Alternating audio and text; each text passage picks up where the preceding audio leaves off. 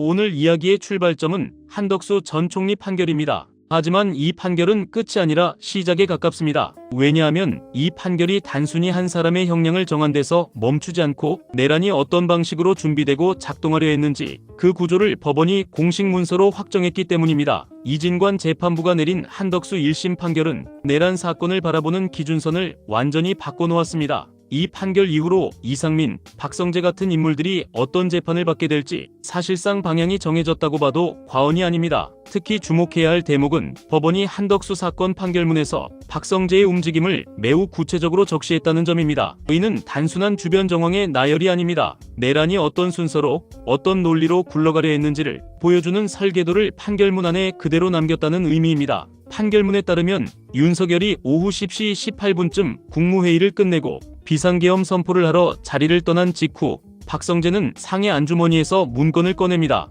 그리고 대접견실에 남아있던 사람들을 번갈아 쳐다보며 참석자 명단을 하나하나 적기 시작합니다. 이 장면이 중요한 이유는 분명합니다. 회의가 실제로 성립했는지가 핵심이 아니었습니다. 회의가 성립한 것처럼 기록으로 남느냐가 더 중요했던 겁니다. 약 20분 뒤인 오후 10시 39분쯤 박성재는 이상민에게 참석자 서명을 받아야 한다는 취지로 말합니다. 이상민이 강희구에게 요청하자는 반응을 보이자 박성재는 직접 강희구를 불러 누가 참석했는지라도 남겨놔야 한다는 취지로 말합니다. 그리고 오후 10시 42분쯤 박성재는 다시 대접견실을 나가 강희구에게 서명 준비가 되었느냐고 재차 확인합니다. 결국 강희구는 다시 안으로 들어가 참석한 국무위원들은 서명하고 가라는 취지로 말했고 이미 밖으로 나갔던 국무위원들이 다시 방 안으로 들어옵니다. 다만 최상목 등 일부 국무위원들이 서명은 할 수 없다고 거부하면서 실제 서명은 이루어지지 않았습니다. 하지만 이 일련의 행위를 단순히 서명을 받으려다 실패한 해프닝으로 볼 수는 없습니다.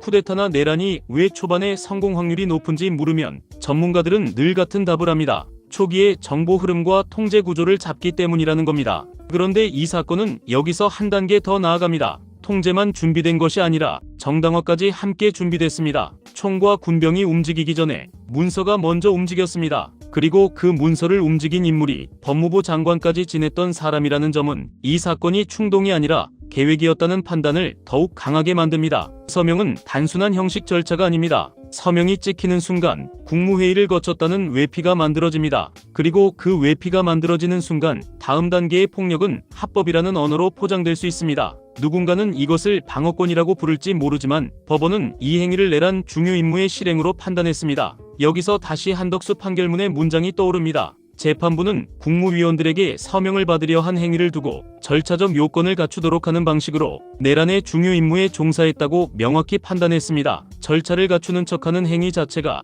내란의 핵심 임무가 된다는 인식입니다. 이 판단 하나로 박성재가 어떤 재판을 받게 될지는 사실상 정해졌다고 봐야 합니다. 더구나 박성재 사건을 심리하는 재판부가 바로 이진관 재판부라는 점은 결코 우연이 아닙니다. 이미 판결문 안에서 절차 요건을 맞추는 방식을 내란의 한복판으로 규정한 재판부가 같은 유형의 행동을 다시 마주하게 된 겁니다. 박성재의 첫 공판은 26일에 열립니다. 그날부터 다뤄질 것은 변명이 아니라 구조입니다. 형식적 지시였다는 말이 얼마나 가벼운지 그 형식이 왜 폭력의 통로였는지가 하나씩 확인될 겁니다. MBC 라디오에서 박은정 조국혁신당 의원이 내놓은 평가도 이 흐름을 더욱 분명하게 보여줍니다. 박은정 의원은 한덕수 1심 판결을 두고 내란죄의 의미와 형량을 가장 정확하게 판단한 판결이라고 평가했습니다. 검찰 구형보다 높은 형량이 나오는 경우가 드물기 때문에 징역 23년은 예상하지 못했지만 법정 구속과 중형 선고 자체는 충분히 예상 가능했다고 말했습니다. 한덕수가 내란 총리로서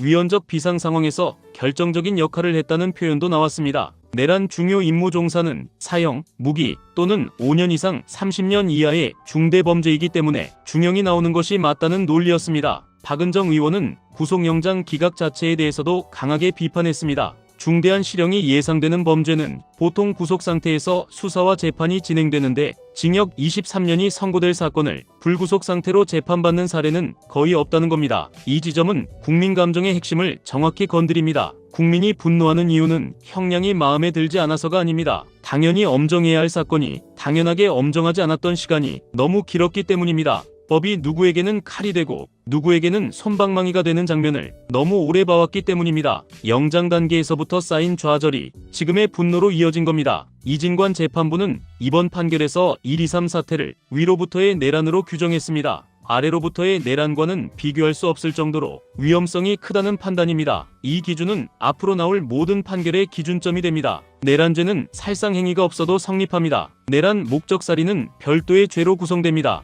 따라서 내란죄가 인정되는 이상 윤석열에게 법정 최고형인 사형이 선고될 수밖에 없다는 전망도 나옵니다. 이번 판결은 사실상 윤석열에 대한 유죄 판단의 뼈대를 이미 세워놓은 판결문이라고 봐도 무방합니다. 이상민, 박성재 사건은 이 판결의 연장선에 있습니다. 단전과 단수는 기능 차단의 수단이고 서명은 합법 포장의 수단입니다. 기능 차단과 합법 포장은 쿠데타의 양날개입니다. 하나는 저항을 늦추고 다른 하나는 사후 책임을 흐립니다. 그리고 이 두 가지가 같은 공간에서 함께 작동하려 했다는 정황이 판결문 곳곳에 남아 있습니다. 그래서 이번 판결은 형량 이상의 의미를 가집니다. 법이 무엇을 용납하지 않았는지를 명확히 보여줬기 때문입니다. 절차를 악용해 폭력을 합법처럼 꾸미려는 행위, 언론과 국회를 마비시키려는 계획, 그리고 모든 것을 잠깐이었다는 말로 희석하려는 태도, 법원은 그 모든 것을 통째로 거부했습니다. 이 거부가 앞으로 이어질 판결에서도 계속될지 이제 국민은 그 지점을 지켜보고 있습니다. 오늘 이야기는 여기까지입니다. 시청해주셔서 감사합니다.